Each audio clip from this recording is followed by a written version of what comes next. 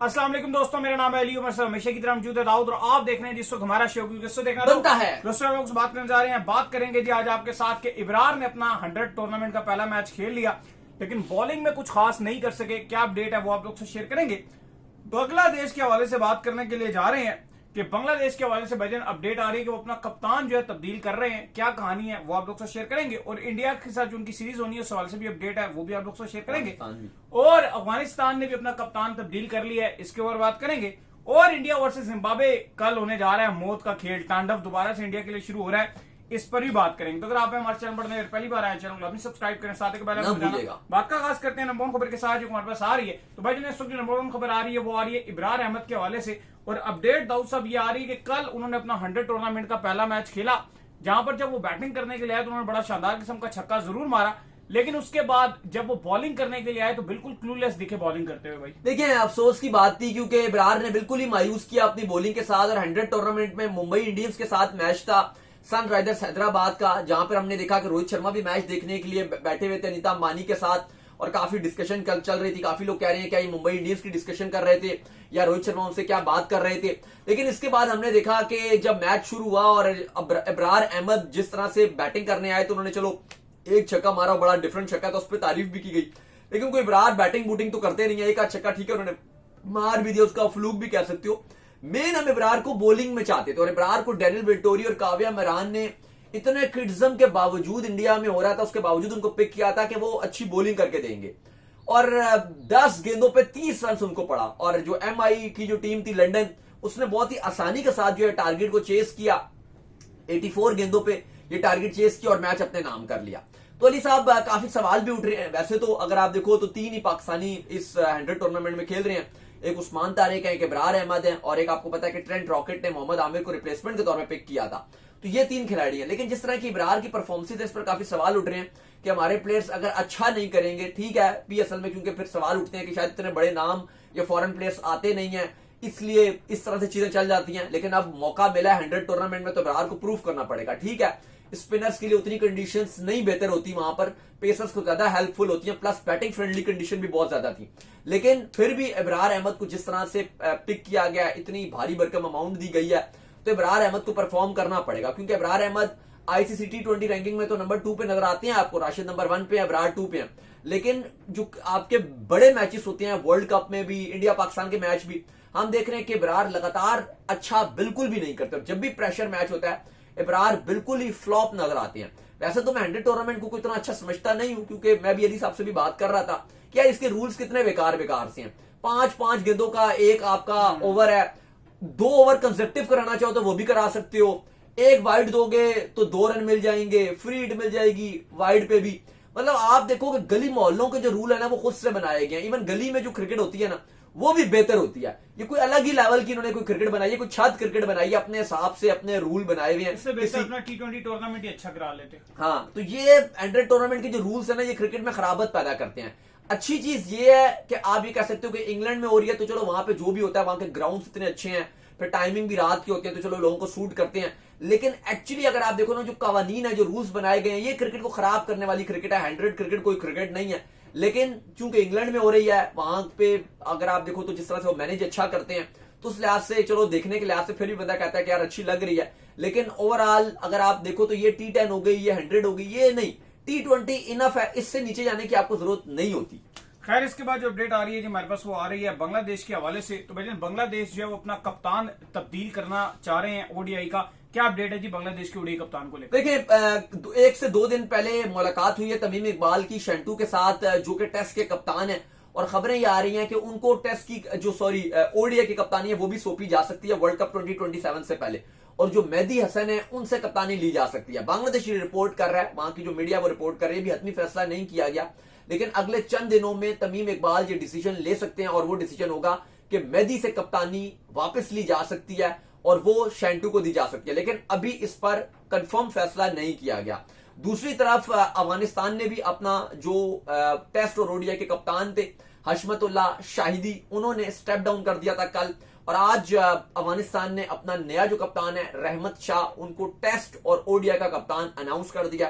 Plus जो रहमानुल्लाह गुरबाज हैं उनको टेस्ट और ओडीआई का अफगानिस्तान ने वाइस कप्तान अनाउंस कर दिया। तो ये 2027 वर्ल्ड कप से पहले बांग्लादेश और अफगानिस्तान दोनों की जो लीडरशिप्स हैं ओडीआई की कप्तानी, उसमें बड़े फैसले होने के लिए जा रहे हैं। बाकी अली साहब, बांग्लादेश स्टिल होपफुल है। नहीं, बांग्लादेश के साथ होपफुल है भाई। इंडिया, आपको पता है कि उन्होंने टूर करना है एक बांग्लादेश का, जहां पर 3 ओडीआईज खेले जाने और 3 T20s खेले जाने हैं, और ये सीरीज जो है ये सितंबर में शेड्यूल है। तो भाई कहानी ये सामने आ रही है कि बांग्लादेश अभी तक होपफुल है। आज उनकी बड़ी एक बहुत बड़ी न्यूज एजेंसी है, उन्होंने इस हवाले से रिपोर्ट जारी की है कि स्टिल होपफुल है कि इंडिया को वो होस्ट करेंगे और ये सीरीज जो है वो एज पर शेड्यूल वो कराने में कामयाब हो जाएंगे। हाँ देखिए, बांग्लादेश तो उम्मीद कर रहा है कि सितंबर में हम इंडिया को होस्ट करेंगे, लेकिन अभी तक बीसीसीआई की तरफ से मेन मीडिया में कोई ऐसी बात नहीं की गई। लेकिन बांग्लादेश क्रिकेट बोर्ड कह रहा है कि हमारे जो बीसीसीआई से राब्ते हैं वो मुकम्मल तौर पर हो रहे हैं और इस सीरीज से बात कर रहे हैं। जो बात आ जाएगी ना, मुझे लग रहा है वो गवर्नमेंट लेवल के ऊपर बात आ जाएगी, जैसे है ही पाकिस्तान के साथ गवर्नमेंट लेवल पर बात आ जाती है ना इनकी,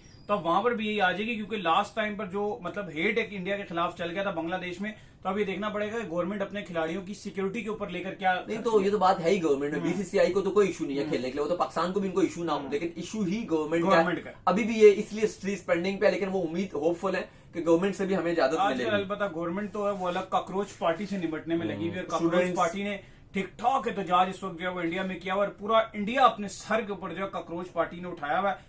और मतलब नरेंद्र मोदी ये एक्सपेक्ट नहीं कर रहे थे कि मतलब इस तरह की पार्टी कोई उठकर आ जाएगी और इतने बुरी तरह से मुझे जो है वो कंपटीशन ये टारगेट किया जाएगा। भाई स्टूडेंट्स की यही है, चाहे नेपाल में बात करो, चाहे श्रीलंका में बात करो, बांग्लादेश में बात कर लो, वो पूरी पूरी हुकूमतें उलट देते हैं जब भी ये इस तरह की स्टूडेंट्स आप कह लो कि आगे आते हैं। ये एक जज ने नॉर्मल सा रिमार्क्स दिया था कि कॉकरोच से इनको जो तशबीह दी थी, तो इतनी बड़ी उन्होंने जमात बना दी, क्या बात। और ऑनलाइन इंस्टाग्राम पे खाली अकाउंट बना, उस पर मिलियंस लाइक्स हो गए, उस फॉलोअर्स बन गए, और उसके बाद आप देखो कि अब वो रोड्स पे हैं। और स्टूडेंट्स का जो मामला था, आई थिंक इस पर फैसला करना चाहिए और अच्छा स्टूडेंट्स के हक पर होना चाहिए। खैर, इसके बाद जो हमारे पास अपडेट आ रही है वो अपडेट आ रही है इंडिया और जिम्बाब्वे के हवाले से। तो भाईजान खबर ये सामने आ रही है कि कल इंडिया और जिम्बाब्वे के दरमियान मैच खेला जाना है, जहां पर जिम्बाब्वे का स्क्वाड भी सामने आ चुका है। बहुत खतरनाक किस्म का स्क्वाड जो है जिम्बाब्वे ने अनाउंस किया है, और जिम्बाब्वे के कैप्टन जो सिकंदर रजा है वो यही भी कह रहे हैं कि भाई कोई इंडिया को फेवर हासिल नहीं है, दोनों टीमें जो है बराबरी की सतह के ऊपर आपस में टकराएंगी। क्या होने जा रहा है कल?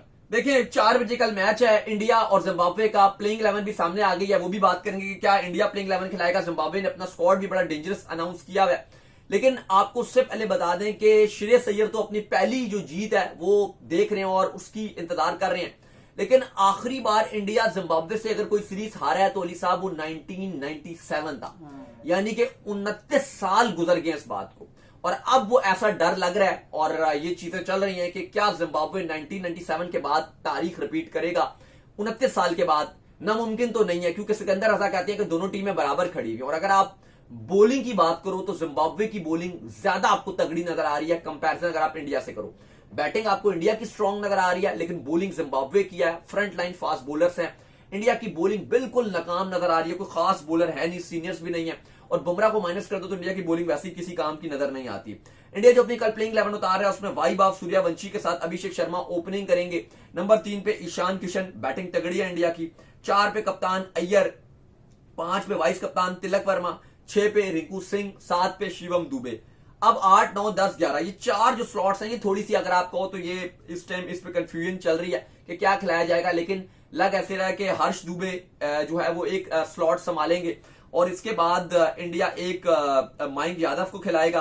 फिर चांसेस है कि प्रिंस यादव खेलेंगे। और अब डिसाइड करना है कि या इंडिया रवि बिश्नोई जो कि वरुण चक्रवर्ती की रिप्लेसमेंट में आए हैं उनको खिलाएंगे, या फिर इंडिया एक फास्ट बॉलर जो है वो यश ठाकुर या किसी फास्ट बॉलर को खिलाएगा। लेकिन मुझे लग रहा है बिश्नोई को ये खिलाएंगे और 2 फास्ट बॉलर खेलेंगे, एक प्रिंस यादव खेल लेंगे और एक मयंक यादव जो है वो खेल लेंगे। इंडिया की टीम बाय द वे आपस की बात है इतनी ज्यादा मजबूत नहीं लग रही। बॉलिंग नहीं लग रही, बैटिंग ठीक है। बैटिंग तो शुरू से ही ठीक रहती है ना, लेकिन बॉलिंग में अब जो नाम होने चाहिए उस तरह से नहीं है। अब अगर आप जिम्बाब्वे का स्क्वाड देख लें तो वो भी जरा सुन लीजिए, बड़ा तगड़ा स्क्वाड है। वर्ल्ड कप में इन्होंने ऑस्ट्रेलिया को शिकस्त दी थी, श्रीलंका को शिकस्त दी थी और अभी भी बांग्लादेश को एक T20 हराया था इन्होंने, और ओडीआई में तो उनको वैसी शिकस्त दी है इन्होंने। और अगर श्रीलंका में सीरीज होती तो शायद वो जीत भी जाते, वर्ल्ड कप में भी कुछ ना कुछ और सुपर 8 में भी मैच जीतते। अब इशू रहता है कि इंडिया में बहुत फ्लैट विकेट्स थी, वो 250 वाली पिचेस थी, वो इनको सूट नहीं कर रही थी। लेकिन ये चाह रहे थे कि जहां पर 170 180 वाली पिचेस होती हैं जो एक्चुअली T20 में कंडीशंस होती हैं, वहां पे अच्छा कर सकते थे। कप्तान सिकंदर रजा आएंगे, ब्रियान बेनेट है, रियान बर्ल हैं, फिर चिवांगा हैं, बेन कुरन फॉर्म में है, ब्रैड इवांस बेहतरीन फॉर्म में है, बॉलिंग में मैदुवीरे हैं, फिर मरूमानी है, विलिंगटन मसाकाजा हैं, मुजरा बानी हैं, मेयर्स हैं, नगानवा हैं। भाई प्रॉपर टीम है इनकी, और 2 एक यंगस्टर्स भी इन्होंने डाले हुए हैं। प्रॉपर जिम्बाब्वे की आपको एक ऐसी और एक तगड़ी टीम नजर आ रही है जो कि इंडिया को बहुत चैलेंज कर सकती है। दूसरी तरफ अली साहब एक और खबर भी, और वो ये कि जो कुलदीप यादव हैं उन्होंने फैसला किया कि वो इंग्लैंड में रह के ओडीआई कप खेलेंगे, जहां पर वो 5 जो वो मैचेस हैं वो खेलेंगे और अपनी जो फॉर्म है वो बहाल करेंगे, क्योंकि आपको पता है कितना अच्छा उनकी फॉर्म नहीं चल रही थी। तो अब उन्होंने फैसला किया कि वो इंग्लैंड में खेलेंगे और वहां पे आके वनडे कप खेल के 5 मैचेस खेलेंगे, जिससे वो अपनी फॉर्म को बहाल करेंगे। ये एक अच्छी चीज है। बाकी आपको पता है कि पाकिस्तान भी अपनी टीम जो है वो वेस्ट इंडीज में मौजूद है और इस टाइम इंतजार कर रही है पहले टेस्ट मैच के लिए। कल दिन का जो आपका 4 डे मैच था वो खत्म हो गया था, ड्रॉ हो गया था, और वो होने ही ड्रॉ था। अब पाकिस्तान होपफुल है कि अच्छा करेगा। आज बाबर आजम ने भी आराम किया, 100 मारा था बाबर आजम ने अगेंस्ट वेस्ट इंडीज। जो प्रैक्टिस मैच था अजान अवैस ने भी 100 मारा था, और अब पाकिस्तान टीम ने आज मुकम्मल तौर पे आराम किया। कल पाकिस्तान टीम फिर प्रैक्टिस सेशन में पार्ट लेगी और फिर इसके बाद पाकिस्तान टीम की एक इंपॉर्टेंट टेस्ट सीरीज है अगेंस्ट वेस्ट इंडीज। लेकिन जाहिर है पाकिस्तान भी WTC में कोई इतनी अच्छी पोजीशन पर नहीं है, प्लस वेस्ट इंडीज का भी कोई चांस नहीं है। लेकिन मजा आता अगर पाकिस्तान ने बांग्लादेश को हराया होता सीरीज में और फिर ये पाकिस्तान वेस्ट इंडीज की सीरीज होती, तो हमें भी चांस होता कि यार ये जीतेंगे, फिर इंग्लैंड जाएंगे, वहां पे भी कुछ जीतेंगे, तो हमारे भी WTC के चांस अच्छे खासे बन सकते थे। तो चैनल जी, उम्मीद करते हैं आज हमारे शो आपको आगे पसंद आया। आप वीडियो को लाइक कीजिए, हमारे चैनल को सब्सक्राइब कीजिए, साथ ही बेल आइकन को बजाइए। एक और काम कर लीजिए और वे कर लीजिए हमारे फेस पेज को फॉलो कीजिए, लिंक डिस्क्रिप्शन में। नेक्स्ट वीडियो में। अल्लाह हाफिज, बाय बाय।